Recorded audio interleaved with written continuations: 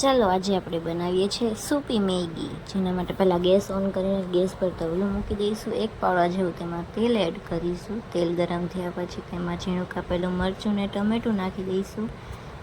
ત્યારબાદ તેમાં પતલી કાપેલી કોબી નાખી દઈશું. ખૂબ સરસ રીતે તેને હલાવી લઈશું. ત્યારબાદ તેમાં એક ઘૂંટડા જેવું પાણી નાખી દઈશું. ત્યારબાદ જે મેગી સાથે મસાલો આવે એ મસાલાનું પેકેટ નાખી દઈશું.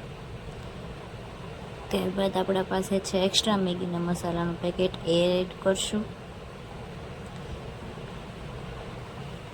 ત્યારબાદ તેને ખૂબ સરસ રીતે હલાવી લઈશું. ત્યારબાદ એમાં લાલ મસાલો, એક ચપટી જેવી હળદર, સ્વાદ અનુસાર મીઠું એડ કરી દે. આપણે પાસે જે મંચાઉ ફ્લેવરનું સૂપનું પેકેટ એડ કરી દઈશું.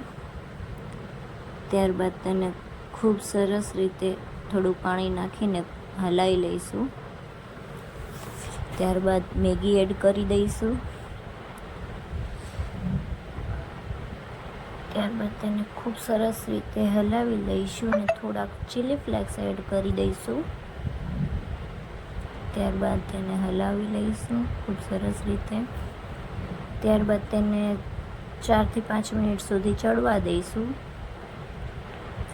જો મેગી તૈયાર છે ને એક પ્લેટમાં કાઢીને ઉપરથી ધાણા એડ કરી દેવાના છે. અને આ આપણી મેગી તૈયાર છે. સૂપી મેગી બહુ જ ટેસ્ટી બને છે, જરૂરથી ટ્રાય કરો.